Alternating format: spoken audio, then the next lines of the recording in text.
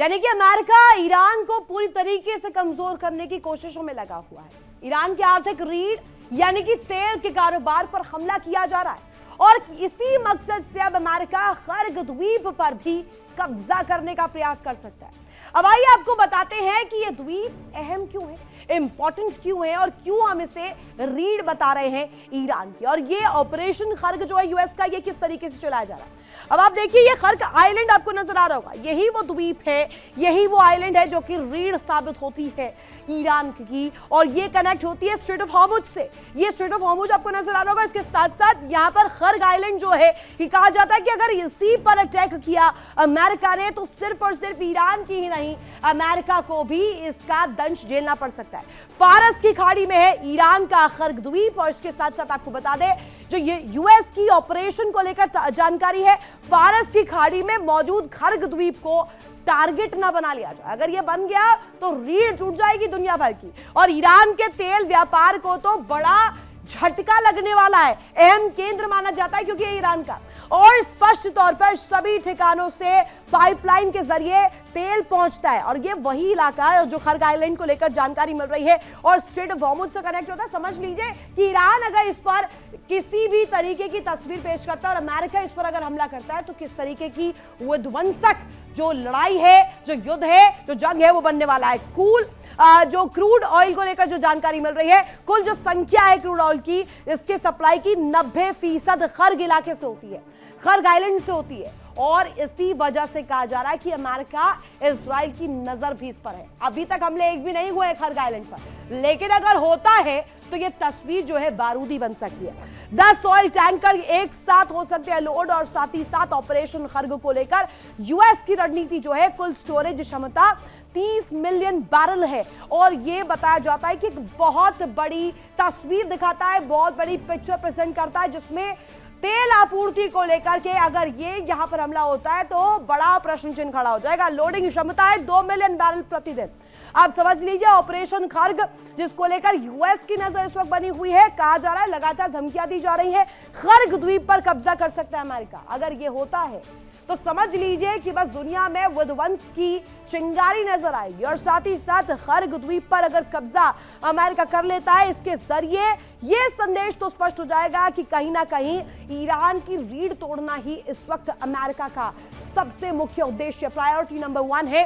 खर्ग द्वीप से अमेरिकी चला सकते हैं पूरी तरीके से जमीनी ऑपरेशन और ये कहा जा रहा है अगर इस इलाके से ऑपरेशन चलाना हो ईरान को रोकने के लिए, ये सबसे इंपॉर्टेंट हो जाता है। एक और बड़ी खबर इसी को लेकर सामने आ रही है, अमेरिका से लंबी जंग के लिए ईरान तैयार है और दावे यहाँ पर IRGC के सामने आ रहे हैं। IRGC के सलाहकार ब्रिगेडियर जनरल सरदार इब्राहिम का दावा है अमेरिका से 10 साल तक जंग के लिए तैयारी है। ये सरदार इब्राहिम कह रहे हैं, वो कह रहे हैं कि ये तस्वीर जो है ईरान भी कहीं से पीछे नहीं होगा, ईरान इसी तरीके से काउंटर अटैक करेगा और ये हिमाकत अगर अमेरिका और इजराइल लगातार करेंगे, वहां पर हमले करेंगे तो IRGC भी नहीं रुकने वाला है। और ये सलाहकार है ब्रिगेडियर साहब, IRGC के सलाहकार ब्रिगेडियर जनरल सरदार इब्राहिम का यह दावा, जिसमें 10 साल तक जंग चलाने को लेकर ईरान की तैयारी को लेकर यह बड़ा दावा करते हुए नजर आए। दिखाते हैं आपको खास रिपोर्ट। इस वक्त अमेरिका, इजराइल, ईरान के बीच जो जंग जारी है,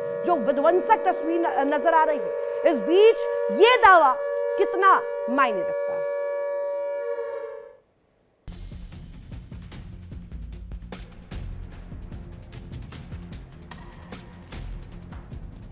अमेरिका और इजराइल किसी भी हालत में ईरान को बेहद कमजोर करना चाहते हैं ताकि वो भविष्य में सिर भी ना उठा पाए। अमेरिका और इजराइल का पहला टारगेट ईरान का परमाणु कार्यक्रम है। वो किसी भी तरह से ईरान के 60% तक संवर्धित 440 किलोग्राम यूरेनियम पर कब्जा करना चाहते हैं।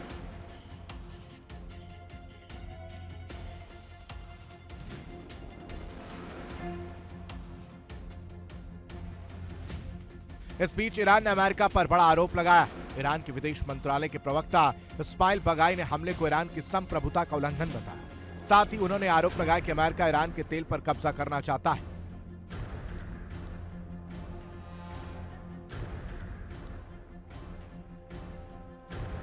ईरान का कहना है कि अमेरिका जंग की आड़ में ईरान का बंटवारा करने और उसके तेल संसाधनों पर नियंत्रण हासिल करने की कोशिश कर रहा है। ईरानी विदेश मंत्रालय के प्रवक्ता इस्माइल बगाई ने कहा कि वॉशिंगटन की कार्रवाइयां ईरान के विशाल ऊर्जा भंडार पर अवैध नियंत्रण हासिल करने के मकसद से की गई हैं।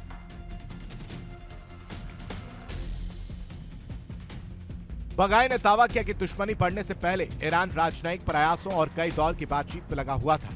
उन्होंने दावा किया कि ईरान के खिलाफ अमेरिका और इजरायल के बयान केवल उनके हमलों को सही ठहराने का प्रयास था। इस बीच ट्रंप ने चीन को भी अपने पक्ष में लाने की कोशिश की है। दरअसल होर्मुज स्ट्रेट में तनाव की वजह से कई देशों के जहाज फंसे हुए हैं। डोनाल्ड ट्रंप ने सोशल मीडिया पर एक मैसेज लिखा जिसके जरिए उन्होंने चीन को ऑफर देने का प्रयास किया।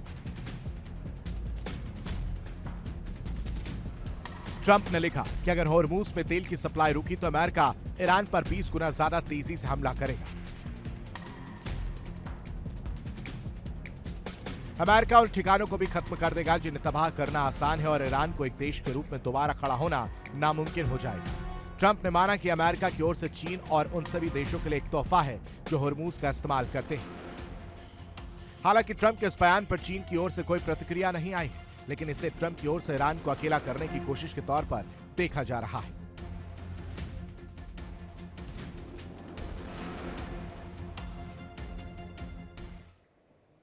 और इस बीच जो चर्चा हो रही है वो ये कि ट्रंप ने ईरान पर हमला करके खुद के लिए सिरदर्द खड़ी कर दी है और ईरान पर हमला करके ट्रंप एक तरह से चक्रव्यूह में फंसते हुए दिख रहे हैं। अब वो कैसे, क्या दावे सामने आ रहे हैं, जरा देखिए डिटेल अंदाज में। ईरान का दावा है कि वो अमेरिका की लंबी जंग के लिए तैयार है। दरअसल ईरान की IRGC पारंपरिक जंग की बजाय गुरिल्ला जंग में ज्यादातर माहिर मानी जाती है। ईरान की प्राकृतिक स्थिति भी ऐसी ही है जो उन्हें गुरिल्ला रणनीति में काफी मदद करती है। और दूसरी बात, अमेरिका पर भारी आर्थिक दबाव पड़ रहा है। ईरान के सस्ते ड्रोन के मुकाबले में अमेरिका को महंगी मिसाइलें खर्च करनी पड़ रही है, जो अपने आप में बैकलॉग दिखाता है। अमेरिका के थाड जैसे एयर डिफेंस सिस्टम को भी नाकाम किया जा रहा है, वो भी नाकाम हो रहा है। और अब तक जंग में अमेरिका के जवानों को भी लेकर जो तस्वीर सामने आ रही है, जो संख्या सामने आ रही है, मौतों का आंकड़ा जो सामने आ रहा है, वो डरा देने वाला है। सुपर पावर के लिए बहुत बड़ा प्रश्न है, जिससे राष्ट्रपति डोनाल्ड ट्रंप पर अमेरिकी जनता का गुस्सा भी फूट रहा है अब। और इस सब के अलावा अमेरिकी कांग्रेस में भी उन्हें विरोध का सामना करना पड़ रहा है। बढ़ते आर्थिक दबाव को लेकर के लोगों में नाराजगी है और इससे भी बड़ी वजह यह कि अमेरिका की सबसे बड़ी चिंता मित्र खाड़ी देशों को इजराइल की को लेकर हिफाजत की है, उनकी सुरक्षा को मुहैया करवाना है। अमेरिका ने कई डिफेंस सिस्टम मित्र देशों में तैनात किए हुए हैं, क्योंकि वही देश जो है जो प्रॉक्सीज कहला रहे थे और ईरान पर हमले के लिए पूरी रणनीति वहीं से तय की गई। लेकिन ईरान ने उन्हें तार-तार कर दिया है और अब उसकी मिसाइल खाड़ी देशों में जबरदस्त तबाही इस वक्त मचा रही है। अमेरिका और इजराइल ईरान के परमाणु कार्यक्रम को खत्म करना चाहते हैं और इसके लिए अब ग्राउंड ऑपरेशन जरूरी होता दिखाई दे रहा है। लेकिन ईरान की प्राकृतिक स्थिति ऐसी है जिसे वहां ग्राउंड ऑपरेशन अमेरिका के लिए काफी मुश्किल होगा, या यूं कहे बहुत ही ज्यादा बड़ी तस्वीर पेश करेगा। और अमेरिका की जो सेना है, इसको अफगानिस्तान जैसे हालात का सामना करना पड़ सकता है। ये सबसे बड़ी पिक्चर दिखाता है कि इस वक्त जो कहा जा रहा है कि ट्रंप ने खुद के लिए सिरदर्द यहां पर खड़ी कर दी है। इसी को लेकर एक बड़ी खबर दर्शकों, ईरान के विदेश मंत्री अब्बास अरागची का ऐलान इस बीच सामने आ गया है। अमेरिका से नहीं होगी बातचीत, अरागची की तरफ से कहा गया है अमेरिका से अब टेबल पर बैठकर कोई बातचीत नहीं होगी, राउंड टेबल, कोई मध्यस्थता नहीं होगी। अमेरिका से बातचीत का अनुभव खराब रहा है और अरागची की तरफ से कहा गया है, अब्बास अरागची का जो रुख है वो शुरुआत से ही ऐसा ही था।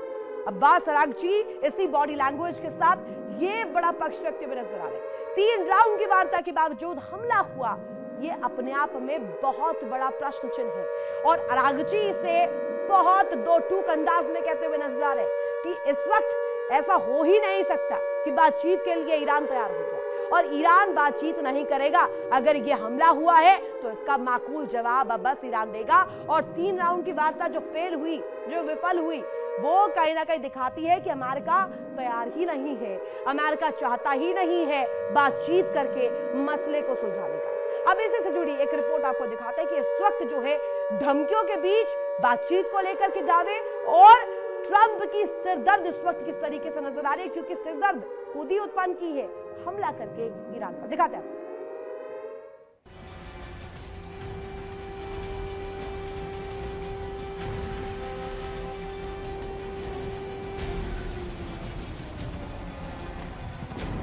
ईरान ने यूक्रेन से जंग के दौरान रूस की काफी मदद की। रूस और ईरान पहले से ही सहयोगी रहे हैं।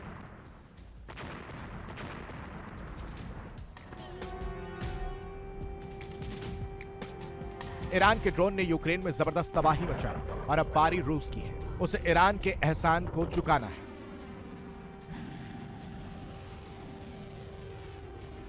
खामनेई की मौत के पहले से ही रूस ईरान का सहयोगी रहा है।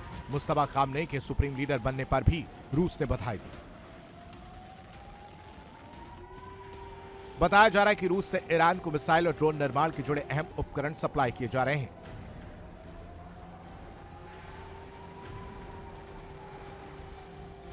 बताया जा रहा है कि ईरान ने साइप्रस में ब्रिटिश बेस पर ड्रोन अटैक किया। ड्रोन में धमाका हुआ। उसके मलबे की जांच के दौरान पता चला कि उसमें रूस का जीपीएस सिस्टम लगा था, जिससे यह साफ हो गया कि ईरान को रूस की ओर से उपकरणों की सप्लाई की जा रही है।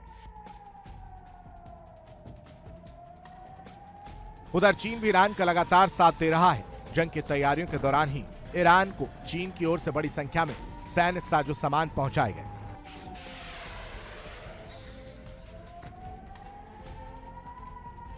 बताया जा रहा है कि रूस और चीन की ओर से इंटेलिजेंस सपोर्ट भी ईरान को दिया जा रहा है और उसकी मदद से ईरान अरब देशों में मौजूद अमेरिका के सैन्य बेस पर और दूसरे अहम ठिकानों पर सटीक हमले कर रहा है। Bureau report, India daily.